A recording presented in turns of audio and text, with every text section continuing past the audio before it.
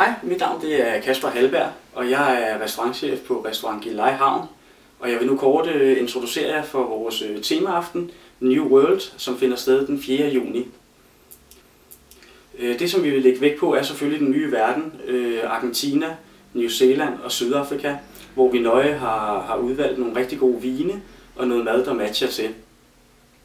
Arrangementet vil forløbe sådan, at man kommer ved omkring 6-tiden, og så vil der være en velkomstdrink.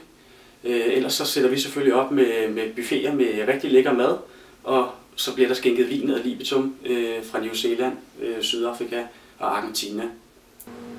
Efter maden er der kaffe, og så liner vi op ude i vores gårdhave til en lille bar med lidt drinks.